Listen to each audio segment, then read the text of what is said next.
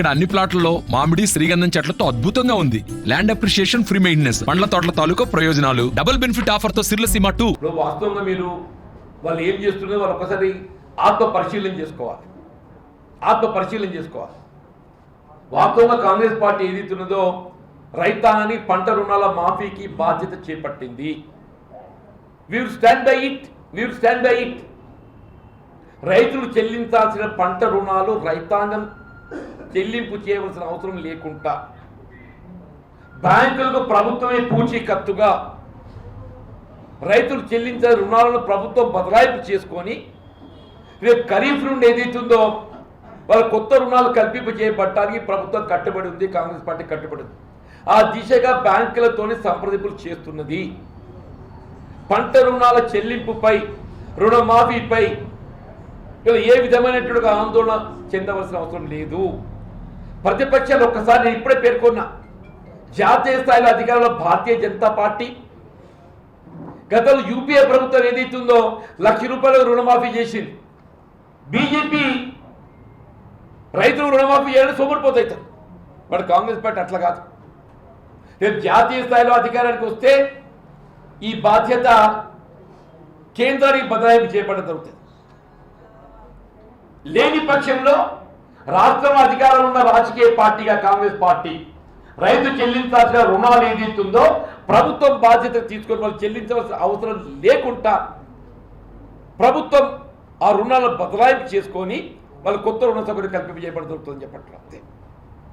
అటువంటి రైతాంగాన్ని ఆదుకోవటానికి కొరకు అసలు బేసిక్ ఏదైతుందో కేసీఆర్ గారు సరే ఇవాళ పంటల పరిశీలనే కానీ వాళ్ళు మాట్లాడుతున్న ఆశ్చర్యం కలుగుతుందా? వీళ్ళ పంటల బీమా పథకంలో రాష్ట్రం చేరకపోవడానికి బాధ్యులు ఎవరే? ఇలా పంటల బీమా పథకంలో గతంలో రాష్ట్ర ప్రభుత్వం చేరి ఉన్నట్టయితే జరుగుతున్నటువంటి పంట నష్టానికి మనకి ఇన్సూరెన్స్ కంపెనీల ద్వారా పరిహారం పొందే అవకాశం ఉంటుండే కదా. నువ్వు పరిహారం చెల్లింపు చేసడానికి నీకు మనసు ఒప్పది. పంటల బీమా పథకంలో నువ్వు చేరడానికి నువ్వు సుముఖంగా ఉండవు.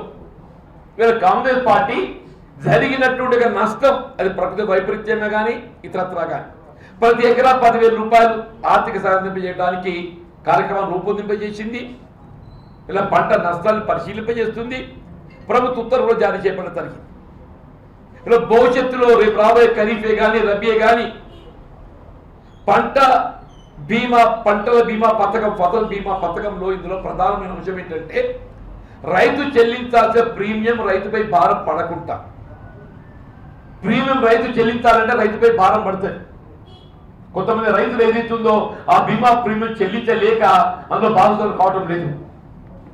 కానీ వాళ్ళ కాంగ్రెస్ పార్టీ ఆ విధంగా కాకుండా రైతులు చెల్లించాల్సిన ప్రీమియం రాష్ట్ర ప్రభుత్వం చెల్లించే విధంగా ఇలా పంటల బీమా పథకాన్ని రాష్ట్రంలో అమలు చేయబోతుంది కాంగ్రెస్ పార్టీ అని చెప్పండి.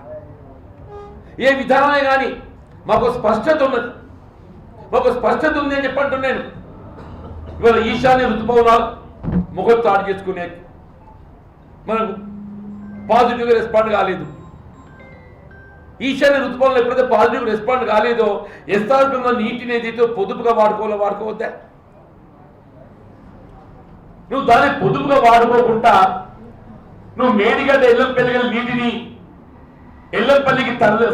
ఎల్లంపల్లి నుండి మిడిమాలు తరలించే అవకాశం ఉండగా తరలించకుండా ఎస్ఆర్ఎస్పీకి వెళ్ళి దిగువ 10 టీఎంసీ పట్టకపోయిందా కేసీఆర్? పోక ఆ పర్యవసరంలో 10 టీఎంసీ షార్ట్ ఫాల్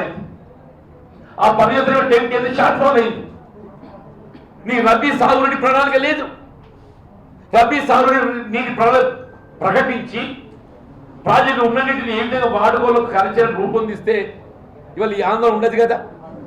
కానీ ఒక్కటి మాత్రం చెప్తున్నా నేను, కాంగ్రెస్ పార్టీ ఏ పరిస్థితుల్లో కూడా పంట తడి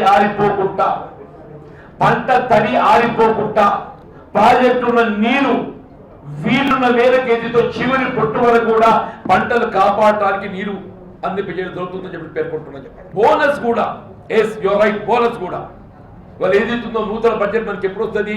రేపు ఏప్రిల్కి వెళ్ళి ఆరంభమవుతుంది. ఇవాళ ఏదైతుందో రేపు ఖరీఫ్ పంటగా దీన్ని అమలు చేయబోతుంది. ఇవాళ కొత్త ప్రభుత్వం ఏదైతుందో బాధ్యత చేపట్టింది. ఇలా రబీ పంట ఏదైతుందో మీకు నవంబర్ డిసెంబర్లో చేసుకున్న పంట, కొత్త పంట మాకు ఏదైతుందో ఖరీఫ్ నుండి వస్తుంది. రేపు చేపట్టే ఖరీఫ్ పంటకు ఏదైతుందో కనీస మద్దతు ధర కల్పనతో పాటుగా 500 రూపాయల క్వింటల్ బోనస్ కూడా కల్పింపజేయడం జరుగుతుంది. This is Congress party commitment. నువ్వు చేయలేని మేము చేస్తామని చెప్పంటే నీకు ఎందుకే ఉడకపోతాను? ఇలా 3 మాసాల లోపల నిజంగా ఒక్కొక్క రాజకీయ పార్టీ ఇప్పుడు నీ బీజేపీ చరిత్ర చెప్పిందా? 10 ఏళ్ళు గడిచిందా? నిరుద్యోగ యువతకు ఉద్యోగ అవకాశం కల్పించినారా? విదేశాల మూతులు నల్లదాన్ని పట్టుకొచ్చిండా? పేదవాడు అకౌంట్లో 15 లక్షలు వేసిండా? మరిన్ని వీడియోస్ కోసం ఛానల్ ని సబ్స్క్రైబ్ చేయండి. లేటెస్ట్ అప్డేట్స్ కోసం వాట్సాప్ ఛానల్ ని ఫాలో చేయండి. అండ్ లింక్ డిస్క్రిప్షన్ లో ఉంది.